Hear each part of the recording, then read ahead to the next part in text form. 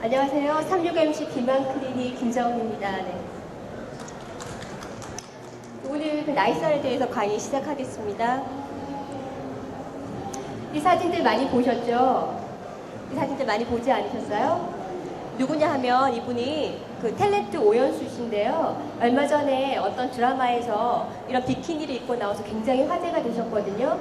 근데 이제 이분 나이가 몇 살이냐 하면은 30대 후반이에요. 30대 후반이고, 이제 아기도 아마 제가 알기로 2명인가? 그렇게 이제 출산을 했고. 근데 이제 아기도 2명이나 출산한 30대 아줌마가 이런 이제 20대 못지않은 날씬한 몸매를 가졌다고 해서 얼마 전에 굉장히 화제가 됐거든요. 그래서 이제 지난 25일날 일간스포츠에 실린 기사를 봐도 제목이 뭐냐 하면 나이를 무색해 하는 비키니 S라인. 그러니까 무슨 말이냐 하면 우리 일반 사람들은 그렇게 생각하잖아요. 사람이 나이가 들면은 여기 아랫배에 뱃살도 좀 두툼하게 붙고 허리도 좀 두리뭉실해지고 허벅지도 좀 두꺼워지고 이게 당연한 인간의 뭐 섭리나 아니면 숙명이라고 생각을 하거든요. 그래서 나이살이 아주 당연한 거라고 생각하는데 이제 이분은 정작 그렇지 않으니까 이제 일반인들이 어떤 배신감 혹은 이제 경탄에 맞이하는 그런 관심을 보여주셨던 것 같아요. 그래서 이제 저희들이 너무나 당연하게 생각하는 그 나이살이 과연 왜 찌는 거고, 이제 좀 예방할 수 있는 방법은 없는지, 그리고 이 나이살을 해결하는데 이제 현대의학은 도대체 어디까지 와 있는지 거기에 대해서 좀 살펴보도록 하겠습니다. 참고로 이 오연수 씨는 현대의학의 힘을 빌리지 않으셨다고 해요. 그냥 3주 동안 이제 정말 죽을 힘을 다해서 다이어트라고 운동을 하셨다고 하더라고요. 그래서 이거 OX 퀴즈입니다. 답변을 해주시면 될 것 같은데요. 30세, 나는 아직 젊기 때문에 나이살 걱정할 필요는 없다. 맞다라고 생각하시는 분? 네. 아, 네, 그러시네요. 그러면 전부 다 30살쯤 되면 벌써 나이살 걱정해야 된다는 말씀이세요?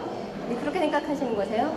아, 네, 예상 외네요. 제가 더 이상 진행하기가 어려워요. 네, 맞습니다. 네.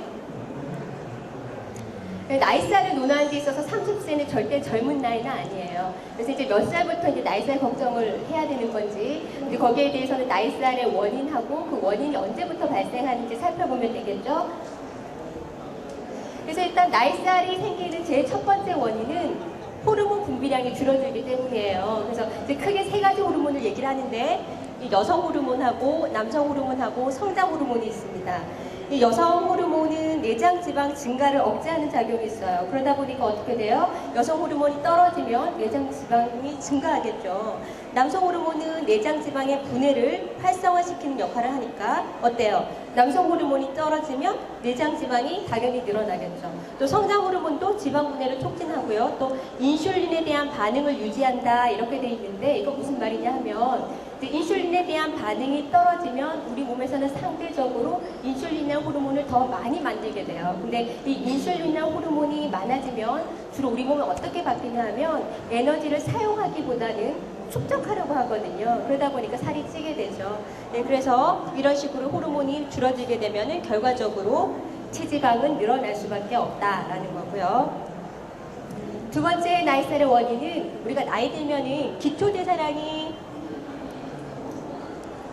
기초대사량이 조금씩 떨어지게 돼요. 근데 이제 기초대사량이라는 게 뭐냐면은 우리가 아무 활동도 하지 않고 이제 그냥 가만히 앉아서 숨만 쉬고 심장이 뛰고 하는 이런 아주 기본적인 생명활동을 하는데 필요한 에너지거든요. 근데 이게 나이가 들면 조금씩 떨어지게 돼요. 근데 이제 우리가 평소에는 이런 에너지의 균형이 맞게 되거든요. 그러니까 어떤 에너지냐 하면 우리가 섭취하는 에너지하고 소비하는 에너지하고는 이렇게 균형을 이루어야지 정상이에요. 균형을 이루게 되면은 양쪽이 어느 쪽으로도 기울지 않고 균형이 이루어지면 절대 체중은 늘거나 줄거나 하지 않아요. 근데 우리가 이제 어떻게 하다가 좀 많이 먹고 많이 마시고 이렇게 해서 섭취 에너지가 더 늘게 되면은 상대적으로 시소의 저 왼쪽이 더 기울게 되겠죠. 그러면 어떻게 되냐 하면 살이 찌는 거예요. 그러니까 많이 먹으면 이런 에너지 균형이 무너져서 살이 찌게 된다는 거죠. 시소가 저쪽으로 기울면 살이 찌는 건데, 위에서 뭐라고 그랬어요? 나이가 들면 저절로 기초대사량이 떨어진다고 했거든요. 그럼 어떻게 돼요? 이쪽에 오른쪽에 시소 보시는 쪽에서 왼쪽에 있는 이 기초대사량 부분이 줄어든다는 거예요. 그럼 어떻게 돼요? 나는 먹는 건 똑같이 했는데, 그쵸? 앞에 말씀하신 대로 상대적으로 저쪽으로 시소가 기울게 된다는 거죠. 그러면 어떻게 살이 찐다는 거죠? 그래서 뭐냐면 나이가 들면은 똑같이 먹어도 이런 원리 때문에 살이 찐다는 거예요. 근데 나이살을 이제 세 번째 원인을 보시면은 나이가 들면 저절로 근육이 조금씩 줄어들어요. 근육이 줄어들면 어떻게 되냐면 상대적으로 체지방은 늘어나게 되거든요. 근데 이제 지방이라 하고 근육하고 비교를 해보면 똑같은 1kg라도 지방이 훨씬 더 부피가 커요. 그러니까 상대적으로 지방이 많아지면 사람이 이제 더 부해 보이게 되는 거죠. 또 이제 근육이 줄어들면서 상대적으로 탄력도 떨어지게 되는데, 이제 탄력이 떨어지면 어떻게 되냐 하면, 왜 우리 젊었을 때 이제 샤프하고 날렵하신 분도 나이 들면서 턱살 좀 무뎌지고 탄력 떨어지고 그러면 어때요? 좀 사람이 후덕해 보이고 살쪄 보이고 그러잖아요. 그래서 이렇게 체지방이 상대적으로 늘어나고 탄력이 떨어지게 되면은 결과적으로 똑같은 체중이라도 조금 더 부피가 커 보인다는 거죠. 그러니까 똑같은 50kg의 20세하고 50kg의 할머니하고 비교해 보면은 똑같은 체중, 50kg의 할머니가 조금 더 부해 보일 수밖에 없다라는 거예요. 그래서 나이가 들면 앞에서 봤듯이 어쩔 수 없이, 정말 어쩔 수 없이 체지방이 늘어나고 똑같이 먹어도 살이 찌고 또 같은 체중이라도 조금 더 부해 보인다, 이렇게 되는 건데, 그럼 이 변화가 도대체 몇 살부터 진행이 되는 거냐 하면, 이제 앞에서 말했던 호르몬의 변화, 기초대사량의 변화, 근육의 변화가 몇 살부터 진행되는지 알면, 그쵸, 언제부터 나이 살인지 알 수가 있겠죠. 여기 보시면은 이제 그래프인데, 여기 요 연두색이 여성 호르몬이에요. 그래서 여성 호르몬이 사람이 태어나서부터 점점 증가하다가 일정 시점에 최고점을 찍은 다음엔 어때요? 뚝 떨어지죠. 그 다음에 노란색은 남성 호르몬이에요. 남성 호르몬도 태어나서 점점 증가하다가 일정 시점에 가서 다행히 여성 호르몬보다는 그래도 최정점을 좀 더 오래 가요. 이제 남성들이 조금 더 남성성을 오래 유지를 하는 거죠. 그러다가도 결국은 어떤 시점에서는 떨어져요. 그 다음에 성장 호르몬도, 성장 호르몬은 여성 호르몬이나 남성 호르몬에 비해서는 이 하늘색인데요. 조금 더 빨리, 아주 급격하게 감소를 하게 되죠. 그 다음 분홍색 근육량, 근육량도 서서히 늘어나다가 어느 시점에서는 서서히 감소하는 양상을 보입니다. 그러니까 저 최종점에서 꺾이는 점이 도대체 몇 살인지 알면은 우리가 노화가 언제부터 시작된지 알 수 있겠죠. 그래서 그게 40살이냐 50살이냐 60살이냐 그게 아니고 굉장히 이른 나이, 20세, 30세, 40세부터 이런 노화가 진행이 된다는 거죠. 그래서 우리나라 그 사람이 한 80세까지 산다고 생각하면 꽤 일찍부터 신체의 노화는 진행이 되는 거예요. 그래서 우리가 사춘기가 되면은 2차 성장을 겪으면서 사람이 한번 몸이 바뀌죠. 체형이 바뀌어요. 여자는 여자다워지고 남자는 남자다워지고, 그런 체형의 변화를 이제 두 번째 체형의 변화. 나이가 들어서 생기는 체형의 변화는 한 몇 살부터 시작되냐라고 보냐면 한 30살부터 시작된다고 보고 있어요. 그러니까 아까 말했듯이 30세부터 우리가 이제 나이살 걱정을 시작을 해야 된다는 거죠. 네, 두 번째 OX 퀴즈인데요. 나이가 들면 체중을 잘 유지해도 배가 나올 수 있다 라고 생각하시는 분. 네, 그럼 내려주시고요. 아니다, 체중 잘 유지하면 왜 배가 나오겠냐, 똑같다 라고 생각하시는 분. 네, 꿋꿋하신 분께 손 드셨는데 살짝 내려주시고요. 네, 앞에 분들이 맞으세요. 나이가 들면은 체중을 잘 유지를 해도 배가 나올 수가 있어요. 왜 그러냐 하면 나이살이 찌면 유독 찌는 부위가 좀 정해져 있거든요. 나이살이 유독 붙는 부위가 좀 정해져 있어요. 왜 그러냐 하면은 처음에 제가 나이살이 찌는 거에서 호르몬 얘기를 제일 먼저 했죠. 그 호르몬 얘기를 하면서 무슨 얘기를 했냐면 내장 지방이라는 얘기를 했어요. 그래서 호르몬이 감소하게 되면 주로 지방이 늘어도 어디로? 내장 지방이 늘어난다는 거죠. 내장 지방은 어디? 뱃속에 있는 지방이에요. 뱃속에 지방이 늘어나니까 당연히 허리둘레가 늘어나겠죠. 그래서 이 그림에서처럼 이제 조금씩 배가 불룩해져서 이제 원통형의 모형이 되는 거예요. 그 다음에 또 나이살이 찌는 부위는 또 어디냐 하면은 이제 원래부터 지방 세포가 더 많은 부위는 더 잘 찌게 돼 있죠. 무슨 말이냐 하면 지방 세포가 50군데인가 예를 들어서 제 허벅지에 지방 세포는 100개가 있고 제 팔에는 지방 세포가 50개가 있다. 근데 똑같이 지방이 쌓인다고 해도 어때요? 100개가 있는 부위가 더 불룩해지는 거예요. 그죠? 근데 이제 우리가 여성하고 남성은 각각의 호르몬의 차이 때문에 애초부터 지방세포가 조금 더 많은 부위가 좀 정해져 있어요. 그래서 그게 여자는 어디냐 하면 엉덩이하고 허벅지, 주로 하체 쪽이고요. 남성은 복부하고 팔, 주로 상체 쪽이에요. 그러다 보니까 어때요? 나이가 들면서 지방량이 증가하게 되면은 이런 체형들이 이 그림에서처럼 극단적으로 더 두드러지는 거죠. 남자분들은 두 분이 서로 절대 붙을 수가 없어요. 이렇게 배가 불룩해진 원통형의 체형으로 발달을 하는 거고, 여성분들은 저 그림에서처럼 주로 하체가 발달하게 되는 거죠. 나이가 들면서 체형이 다들 좀 비슷해지세요. 그 다음에 세 번째 나이살 찌는 부위는 이 사진 보이시죠? 이 사진이 이제 조금 민망하긴 하지만 여성분이 아니세요. 남성분이세요. 그래서 그쵸, 남성분이 이제 여성분처럼 이렇게 유관이 발달한 거죠. 유선이 발달한 건데 이제 이런 경우 제가 여성형 유방이라고 하는데, 엄밀히 말하면 여성형 유방은 앞에서처럼 지방이 늘어나는 게 아니고 유선 조직이 발달하는 거기 때문에 앞에서 말한 것과는 조금 다른 개념이긴 해요. 그렇지만 어쨌든 나이가 들면서 변하는 체형 형태이기 때문에 제가 언급을 한 건데, 그러니까 나이가 들면서 이제 남성분들이 왜 이렇게 유방이 발달한 여성화가 되냐 하면은, 이제 아까 앞에서 말했듯이 남성 호르몬이 떨어지거든요. 남성 호르몬이 떨어지고, 또 하나 우리가 지방 세포에서는 남성 호르몬이 여성 호르몬으로 바뀔 수가 있어요. 근데 나이가 들면서 지방이 늘어난다고 했죠. 그러니까 어때요? 상대적으로 여성 호르몬이 더 많이 늘어날 수밖에 없는 거죠. 그래서 우리가 나이 들면서 남자는 점점 왜 좀 약해진다 그러잖아요. 점점 여성화되기도 하고, 그런 게 이제 다른 이유가 있어서 그런 게 아니고 이런 자연스러운 몸에서의 변화 때문에 그런 거죠. 그래서 우리가 나이 든 이제 남성 노인분들 한 40% 정도가 이런 여성형 유방을 가지고 계시다라고 해요. 그래서 앞에서 잠깐 제가 내장지방 얘기를 했는데, 내장지방은 좀 더 얘기를 해야 돼요. 중요하기 때문에. 내장지방 얘기를 하기 전에 이제 내장지방의 반대는 피하지방이에요. 피하지방이란 건 뭐냐 하면 말 그대로 피부 밑에 있는 지방. 그러니까 우리가 이제 보통 저희 병원에 찾아오시는 분들이 내 뱃살 빼야 돼요 라고 이렇게 아래 군살을 막 만지거든요. 내 팔살 빼야 돼요 이렇게 만지는 거. 이게 이제 피하지방이라고 생각하시면 돼요. 본인들이 손으로 만질 수 있는 군살. 이제 내장지방은 그게 아니고 뱃속에 있는 지방. 자, 이게 뭐냐면 CT 사진인데요. 이제 사람을 한 100곡쯤에서 이렇게 반을 뚝 잘라가지고 위에서 들여다본 사진이라고 생각하시면 돼요. 그래서 이 뒤에 하얀 게 척추뼈고, 이렇게 척추뼈 뒤에 등 근육이 있는 거고요. 그 다음에 이런 식으로 이제 그 근육에 의해서 복강, 배둘레가 정해져 있고요. 그 안에 까맣게 떼글떼글한 게 뭐냐면 장이에요, 장. 이게 장인데, 여기 보시면 이 사진에 비해서 이 사진이 어때요? 저 사진이 어때요? 그 장 떼글떼글한 주위가 어때요? 새까맣죠, 배안이. 저 새까맣 게 다 지방이에요, 지방. 그러니까 저런 게 내장지방이죠. 그래서 이분보다는 저분이 내장지방이 훨씬 많은 분이세요. 이 두 분 중에 누가 더 건강할까요? 네. 고수분이 앞에 앉으셨네요. 제가 할 게 없네, 지금. 네.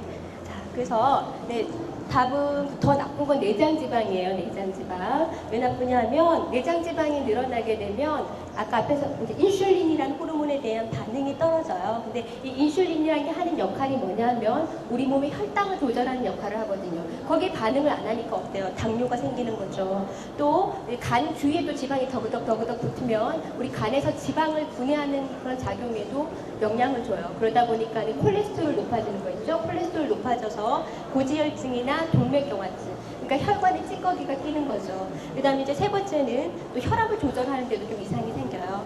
그러다 보니까 이런 것들에 의해서 유발되는 제일 중요한 질환이 뭐냐면 밑에 있는 협심증하고 심근경색.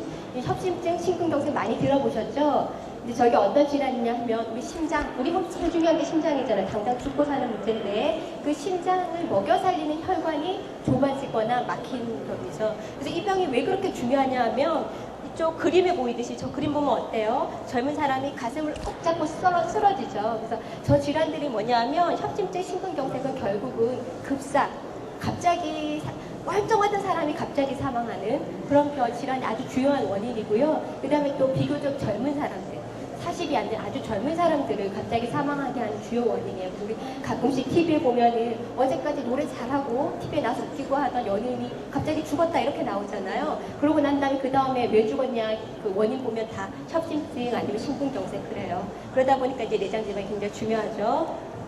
그래서 그러면 이제 걱정이 되는데 내가 지금 내장지방이 많냐 걱정이 되는데 그럼 어떻게 해야 될까? 가서 아까처럼 CT를 찍어야 될까?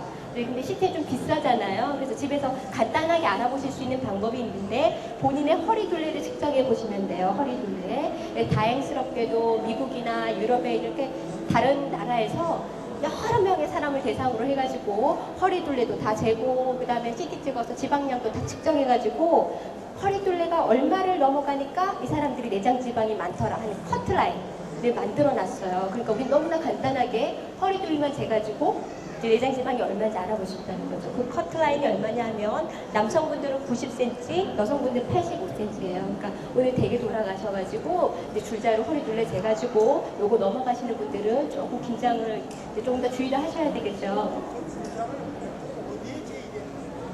네. 그 허리둘레를 재는 법을 간단히 설명드릴게요. 일단 아침에 일어나셔가지고 식사하시기 전에 화장실에 가서 속을 한번 비우고 오세요. 비우고 오신 다음에 다리를 어깨 넓이로 벌리고 서신 다음에 본인이 재지 마시고요. 다른 보고 재달라고 그러세요. 그래서 우리 허리에 보면은 여기 엉치뼈 있죠. 볼록하게 솟은 엉치뼈가 있어요. 거기 하고 그 다음 위에 갈비뼈 있죠. 갈비뼈 제일 아랫단, 딱딱하게 만든 아랫단이 있어요.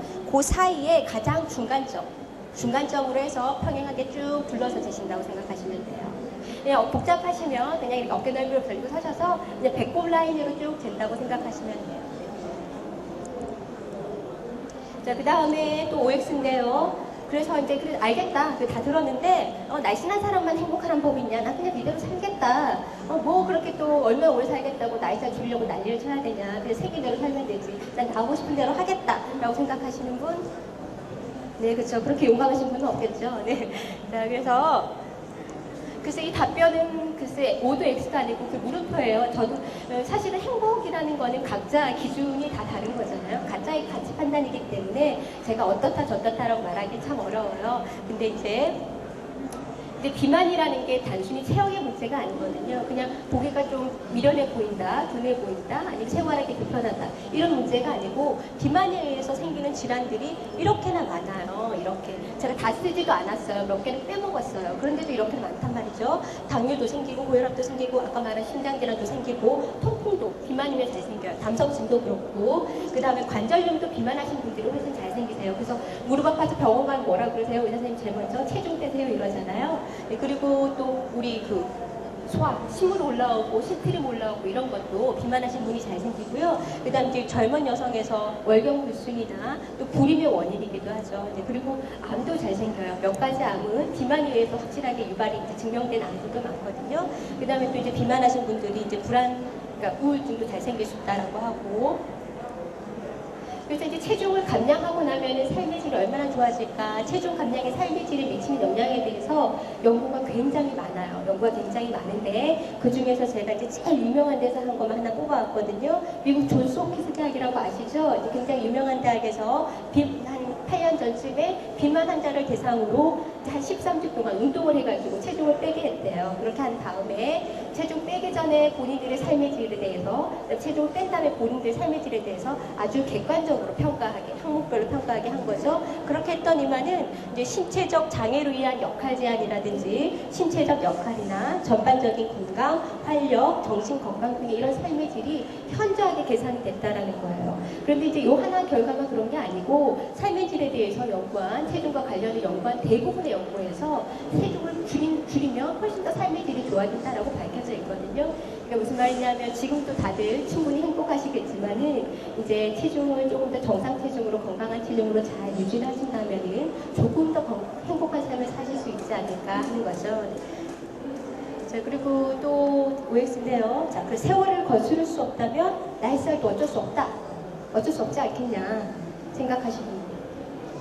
네, 몇 분 계신데 그럼 다들 나이살을 어떻게 할 수 있다라고 생각하시는 건가요?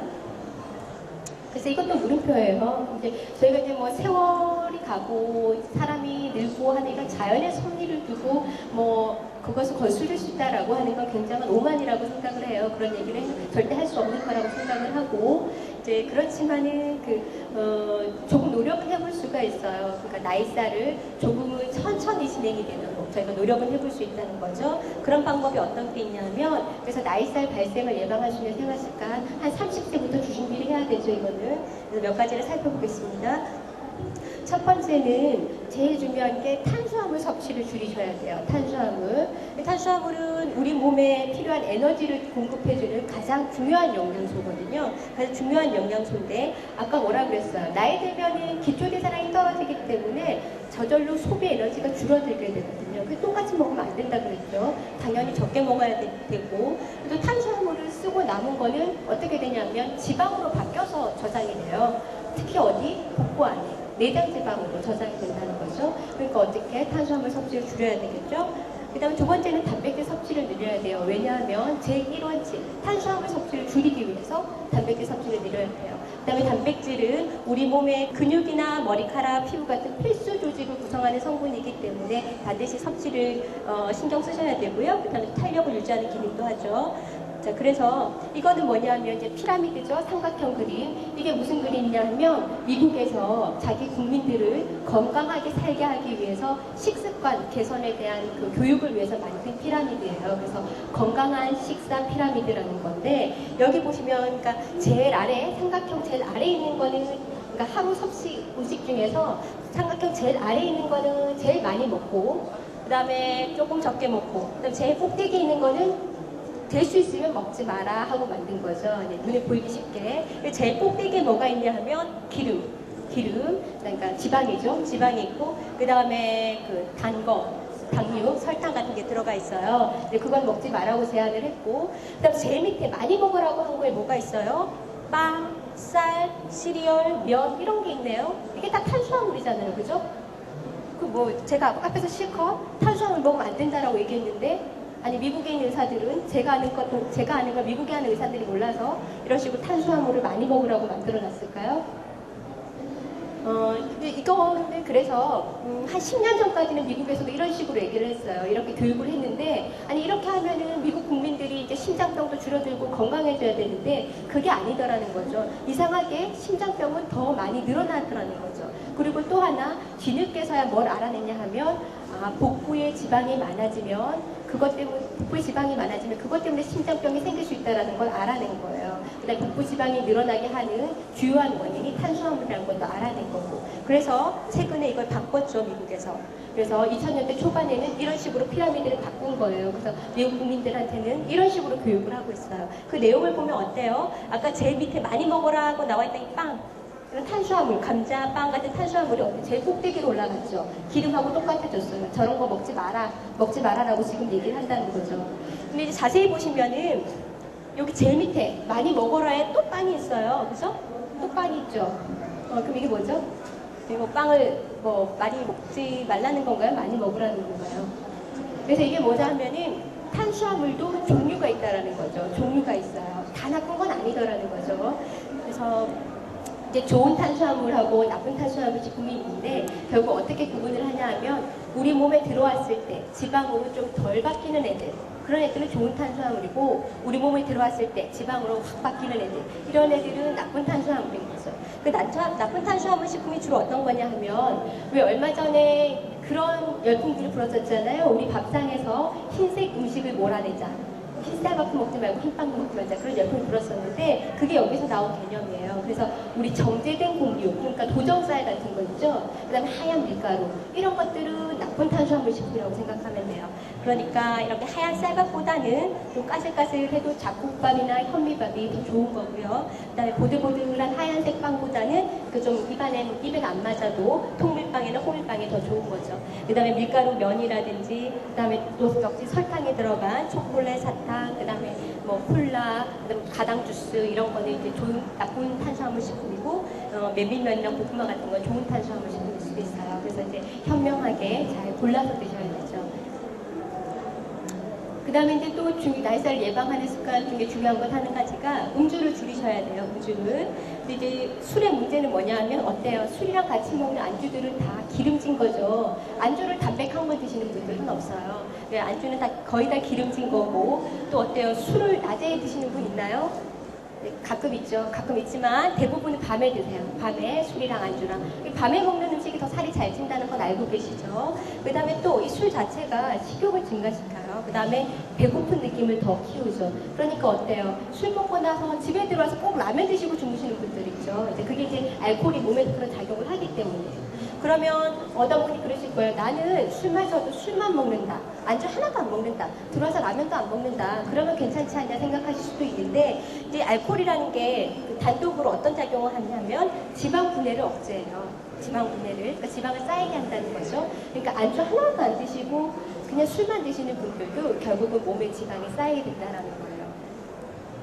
그 다음에 또 중요한 게 활동량을 늘려야 되죠. 왜 그렇죠? 나이가 들면 기초대사량이 떨어져요. 그래서 우리가 앞에서 요 시소 그림에서 보시면은 이 양쪽의 균형이 잘 맞아야지 체중이 그대로 유지가 되는데 나이가 들면 이 기초대사량 부분이 줄어든다라고 했잖아요. 그래서 저쪽으로 기운다라고 했고 그러면 이쪽에 다른 것들을 더 늘려주면 되겠죠. 더 늘려서 보상을 해주면 저쪽으로 넘어가는 걸 막을 수가 있잖아요. 그러니까 이쪽에 기초대사량은 줄어드니까 어쩔 수 없다 치고 그 다음에 음식 유발성 발열이라는 것도 저건 뭐냐 하면 우리가 음식을 먹으면 그거를 소화하고 흡수하기 위해서 또 열을 쓰게 되거든요. 이제 그거는 아주 분량이 크질 않아요. 그래서 저거는 저희가 어떻게 크게 바꾸기가 어렵고 저희들이 결국 좀 조정할 수 있는 건 뭐냐 하면 운동하고 그 다음에 이거는 니트라고 해서 운동이 아닌 일상적인 활동 에너지죠. 그래서 결국은 이 부분을 늘어주면 이게 줄어도 양쪽의 균형을 좀 유지할 수 있지 않겠냐 하는 거죠.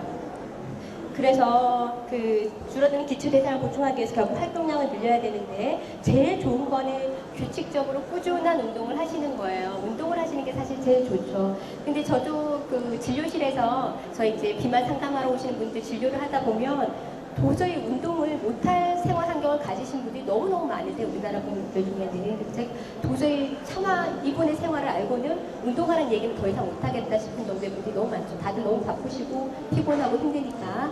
그러면 어떡하냐 그런 분들은 아까 거기서 운동 말고 뭐가 있었죠? 니트가 있었어요. 니트.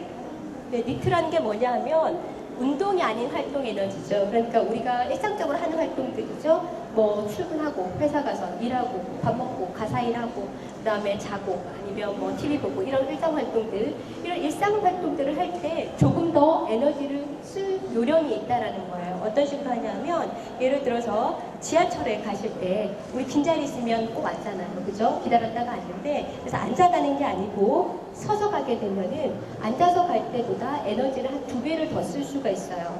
이제 그런 식으로 하는 거죠. 마트에서 장을 볼 때도 이거 되게 바뀌었는데 어때 카트를 끌고 다니면 편하죠. 편한데 조금 힘들더라도 바구니를 이용하시면 역시 한 2배 정도 에너지를 쓸 수 있다는 거예요.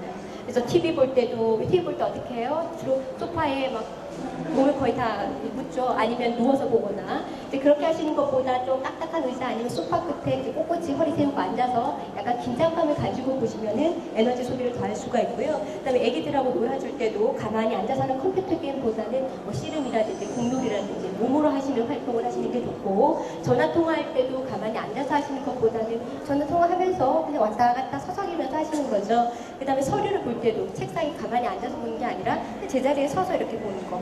그것만 해도 에너지를 더 쓸 수가 있다는 거예요. 어느 정도나 더 쓸 수 있냐면 저것만 신경을 써줘도 많게는 하루에 한 200에서 300칼로리까지 더 소모를 할 수가 있어요. 그 정도면 어느 정도 양이냐 하면 한 달에 체지방을 1kg씩 소모할 수 있는 그런 정도의 열량이시거든요. 그래서 동전 돼지용통에 모으는 거 생각하시면 될 것 같아요. 이제 모을 때는 푼돈이고 잊어버리고 아무것도 아닌 것 같은데 다 모으고 나면 굉장히 용돈이 되잖아요. 그래서 오히려 운동보다 저런 일상 활동 에너지를 더 늘릴 수 있는 방법을 신경 쓰시는 게 더 확실한 보험일 수 있다는 거죠. 이제 마지막 OX 퀴즈인데요. 나이살을 해결하는 확실한 치료법이 있다라고 생각하시는 분. 네, 그렇죠. 뭐가 있어야지 의사가 나와서 얘기를 하겠죠. 네, 근데 아니 없습니다. 네, 무슨 뜻이냐 하면은 의사라는 사람들 어때요? 장담을 하지 않아요. 감기에 걸려서 병원에 가도 꼭 낫는다 이런 얘기 안 하죠. 아니면 이틀 후면 좋아진다 이런 얘기도 안 하고 애매모호하게 얘기를 한단 말이죠. 근데 의학이라는 게 왜 그러냐면 연구를 통해서 나온 확률, 숫자를 가지고 얘기를 할 수 있는 거지 의사 마음대로 장담을 하고 확실히 된다, 나만 믿어라 이렇게 할 수 있는 문제는 아니거든요. 그래서 그걸 X라고 했고 그 대신 여기서 확실한 이 세 자만 빼면 나이살을 해결하는 치료법이 있다. 이거는 O라고 할 수가 있을 것 같아요. 그래서 치료법들을 살펴보면 첫 번째 호르몬 보충요법. 아까 첫 번째 원인이 호르몬이 줄어들어서라고 했거든요. 그러면 줄어든 거를 보충을 해주면 되겠죠. 그래서 현대의학은 그게 가능해요. 그래서 처음에 이제 여성 호르몬 치료를 했더니 내장 지방이 줄어들더라는 거죠. 그래서 여성 호르몬 치료 많이 하시죠? 우리 그 갱년기 증상, 여성분들 이제 폐경 전후에도 좀 후끈후끈거리고 불안하고 붓고 이런 증상들 치료하는데, 그다음 골다공증 치료에도 사용을 하고요. 근데 이제 이 여성 호르몬 치료가 유방암이나 심장질환의 위험성을 좀 높인다라는 연구들이 나오는 바람에 과거에 처음 여성 호르몬이 나왔을 때는 정말 이제 폐경된 여성분들 거의 100%다 여성 호르몬 치료를 하게 했어요. 근데 지금은 그렇지는 않아요. 지금은 거기에 대한 권고가 많이 약해졌죠. 그래서 여성 호르몬 치료는 요즘은 어떻게 시행되고 있냐면 비만을 치료하기 위해서 여성 호르몬 치료를 하지는 않는다는 거예요. 그 대신 갱년기 증상을 좀 치료해야겠다 해서 여성 호르몬 치료를 하다 보면 이분의 비만이 조금은 좋아질 수 있다라는 거죠. 두 번째 남성 호르몬 치료는 남성 호르몬 치료를 했더니 체지방이 줄어들고 근육이 좀 늘어나더라. 이런 거에 대해서는 이제 여러 연구가 좀 공통된 결과를 보이고 있어요. 그러니까 뭐냐? 유효성은 있다라는 거죠. 남성 호르몬 치료는 효과는 있겠다. 근데 그리고 또 역시 남성 갱년기 증상이나 성기능 저하의 치료로 또 쓰이고 있고요. 근데 이제 남성 호르몬 치료는 전립선 비대증이나 전립선 암을 더 악화시키기 때문에 저런 질환이 있을 때 절대 시행을 하지 않아요. 그래서 남성 호르몬 치료는 어떻게 시행되고 있냐 하면 비만이나 복부 비만 치료가 남성분들 중에 남성 호르몬이 떨어져 있는 경우 비만이나 복부 비만 치료를 위해서 사용을 해요. 사용을 할 수 있고, 그렇지만 사용하기 전에 비뇨기과적 검사를 철저히 거쳐서 전립선의 문제 없는지 확인을 하고 사용을 하죠. 세 번째 성장 호르몬 치료. 성장 호르몬 치료는 이거 했더니 연구들이 어떻게 결과가 나오냐면 체중은 큰 변화가 없더라. 체중은 비슷한데 대신 이제 체지방은 좀 줄어들고 특히 복부 내장 지방이 줄어서 허리 둘레가 좀 줄어들더라. 이런 식으로 결과들이 나왔죠. 이제 그래서 사용을 하는데 근데 이제 치료비가 너무 비싸요. 성장 호르몬은. 그래서 어때요? 성장 호르몬 치료는 왜 미국에서 막 헐리우드에 막 돈 많은 스타들이 막 자기 안 늙으려고 이런 치료 많이 하잖아요. 근데 아직까지는 좀 고가이고 역시 부작용도 좀 있을 수 있기 때문에 처음부터 비만 치료하겠다고 성장 호르몬을 쓰기보다는 이제 좀 성장 호르몬이 떨어져 있는 분이 이제 다른 여러 가지 일반적으로 노력하고 다른 치료를 했는데도 잘 반응이 없을 때는 이제 한번 고려해 볼 수 있다는 거죠. 두 번째 이제 또 치료법 중에 약물요법이라는 게 있는데 이제 비만 치료제 안전하게 공인돼서 사용이 가능한 비만 치료제들이 굉장히 많아요. 어떤 식의 작용을 하냐면 식욕을 조절해서 섭취량을 조금 적게 먹게 해주는 거죠. 그 다음에 음식물 흡수, 내가 먹은 음식을 덜 흡수되게 그냥 그대로 몸으로 빠져나가게 막아주는 그런 약물도 있고요. 또 기초대사량을 좀 높여주는 약물들도 있어요. 그래서 이제 얘기들은 많이 들으셨을 거예요. 이런 식욕 조절하는 이런 약물들에 대해서. 식욕 조절제가 도대체 어느 정도 효과가 있는지 좀 궁금하실 텐데 이제 이 연구 그래프를 보여서 설명드릴게요. 자, 이거는 뭐냐 하면은 이제 제일 위에 이 분홍색 그래프는 약을 먹지 않고 혼자서 식사 조절하고 운동을 하신 분이 시간이 지나면서 체중이 얼마나 줄어드는지 나타낸 그래프고요. 아래 이 그래프들은 그 식욕 조절제를 드시면서 그 식사 조절하고 운동을 하신 분이 시간이 가면서 체중이 얼마나 줄어드느냐를 나타낸 그래프예요. 보시면 어떠세요? 약 안 먹어도 살은 빠져요, 그죠? 약 안 먹어도 살은 빠진단 말이죠. 대신 약을 드신 분이랑 어때요? 현저하게 차이가 있죠. 초기에 체중이 빠지는 것도 차이가 있고 시간 36주가 지났을 때 체중 몇 킬로가 줄어드는 것도 현저하게 차이가 있어요. 거의 2배 이상이잖아요. 그래서 약은 확실한 유효성은 있어요. 그러니까 체중 감량에 있어서 분명히 도움된다. 그렇다면은 그저 살 빼고 싶은 사람들은 다 그냥 약 먹으면 되잖아요, 그죠? 쉽게 먹으면 되겠네. 의사들이 막 아무한테나 약 주겠네요, 그죠? 근데 그렇지는 않아요. 그래서 약물 치료는 언제 시작하면 좋으냐 하면 아주 중요한 문제인데 본인이 적극적으로 식사 조절을 하고 운동을 할 준비가 되어 있을 때 도움을 받는 게 좋으세요. 그래서 결국 체중 조절이라는 거는 평생 관리해야 되는 개념이기 때문에 아무리 초기에 약 먹어서 살 빼놔도 본인이 그 다음에 본인 마음대로 생활하고 먹고 싶은 거 다 먹고 이러면 다시 찌거든요. 그래서 뭐 배운 대로 본인을 바꾸려는 의지가 분명히 있으셔야 돼요. 내가 빵을 너무너무 좋아하지만 안 좋으니까 참아야 되고, 내가 운동 진짜 싫어하지만 좋다 그러니까 시작을 하고, 이런 적극적인 의지가 있어야지 도움이 될 수가 있고요. 그래서 그런 경우에는 이제 저희 초기에 감량 어려운 시기에 약물의 도움을 받는 아주 좋은 도움을 받으실 수가 있죠.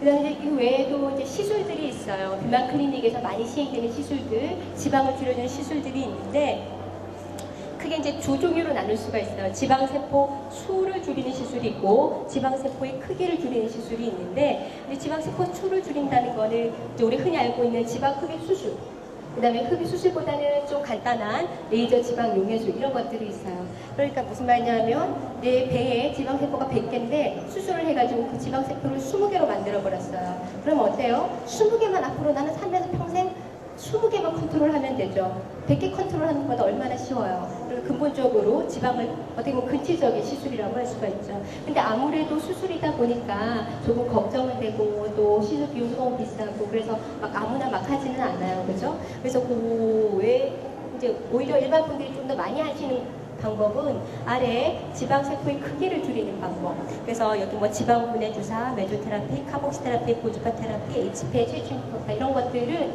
그냥 간단한 주사 방법이나 아니면 간단하게 전기를 이용한다든지 아니면 이산화탄소를 주입한다든지 하는 방법으로 지방세포의 크기를 줄이는 거예요. 그러니까 지방세포, 내 배에 지방세포가 100개가 있는데 요거를 한 10개는 줄여서 지방세포를 90개를 만든 다음에 90개의 크기를 다 줄여서 부피를 줄여놓는 거죠. 그러니까 어떻게 보면 앞으로 또 평생 90개를 컨트롤해야 되기 때문에 조금 어려울 수 있어요, 유지가. 그렇지만 그 처음으로 지방흡입 수술에 접근을 못 하시는 분들한테는 아주 좋은 대안이 될 수 있고, 또 어떤 분들 같은 경우는 흡입 수술만큼 아주 좋은 결과를 보이시기도 하세요. 그래서 저런 시술들이, 저런 수술이 아닌 시술들이, 이런 시술들이 어떻게 지방을 줄여주는지 이제 간단하게 그림으로 좀 설명을 드릴게요. 이제 허벅지가 두꺼우세요, 이분이. 그래서 허벅지 지방을 줄이고 싶어요. 그래서 여기를 좀 확대를 해서 보면은 피부 밑에 지방, 이게 피하 지방이라고 해서 이제 피하 지방이 있는데, 그 피하 지방 한 부위를 확대해서 저렇게 그림을 보니까 저 노란 게 지방세포예요. 노란 게 지방세포, 떼글떼글한 지방세포인데 이 지방세포 안에 중성지방이 꽉 차가지고 이렇게 빵빵하게 커져 있죠. 거기다 대고 저희들이 시술을 하는 거예요. 그래서 이산화탄소, 그 지방세포를 공격을 하는 거죠. 주사바늘이나 어떤 열을 통해서 이산화탄소가 지방세포를 공격하게, 또 레이저가 지방세포를 공격하게, 또 약이나 열이 지방세포를 공격하게 하면 안에 있는 중성지방이 분해가 돼요. 분해가 돼서 유리지방산이라는 아주 산 지방으로 쪼개져서 지방세포 밖으로 빠져나오는 거죠. 그럼 어떻게 돼요? 지방세포는 자기가 가지고 있는 지방을 밖으로 내보냈으니까 쪼그라들죠. 크기가 작아져요. 그 다음에 그 분해된 지방이 내 몸에서 이동하게 해줘야 되죠. 이동하는 경로는 뭐냐면 혈관이에요. 그래서 혈액순환이 아주 중요하거든요. 그래서 저희가 약을 통해서 아니면 열을 통해서 아니면 이산화탄소를 통해서 혈관까지 확장을 시켜주는 거죠. 그럼 빠져나온 지방이 여기서 아예 이동돼 보니까 어때요? 이 허벅지는 가늘어지게 된다는 거죠. 이게 이제 시술의 원리예요. 이 시술들은 그러니까 저런 식으로 시행을 하게 되면은 체중을 줄이지 않더라도 해당 부위에서 잘 반응만 해주면 그 부위 피하 지방을 줄여서 둘레를 줄일 수가 있죠. 그래서 피하 지방을 줄일 수가 있는데, 그러다 보니까 아까 제가 처음에 사실은 건강을 더 위협하는 건 내장 지방이라고 했거든요. 근데 저런 시술들이 그렇게 깊이까지 들어가지는 못해요. 그러다 보니까는 내장 지방을 해결하지는 못하기 때문에 건강을 개선하는 목적보다는 체형, 내 뱃살을 조금 더 날씬하게 체형을 교정하는 목적으로 접근을 하셔야 돼요. 그래서 마지막으로 그 시술 전후 사진 한 2케이스 보여드리고 강의를 끝내도록 하겠습니다. 남자분이세요. 남자분이고 시술 전후 사진, 아까 시술주 중에서 HPL이라는 시술을 받으신 분이신데, 이분이 배에 힘주신 게 아니세요. 힘주신 게 아니고 HPL 시술을 받고 복부 피하 지방이 줄어든 거죠. 그래서 이렇게 산 갔던 배가 조금 날씬해진 거죠. 그다음 여성분이세요. 이분도 마찬가지 HPL이라는 시술을 받으셨고, 시술 전에 이렇게 두툼하던 옷 위로 살이 이제 조금 삐져나온 게 보이시죠? 이제 그런 부분들이 많이 완화가 되고 배도 좀 더 날씬해지고, 그다음 윗속은 아래 삐져나왔던 군살들도 좀 많이 완화된 게 보이시죠? 이런 거 시술의 이제 결과입니다. 감사합니다.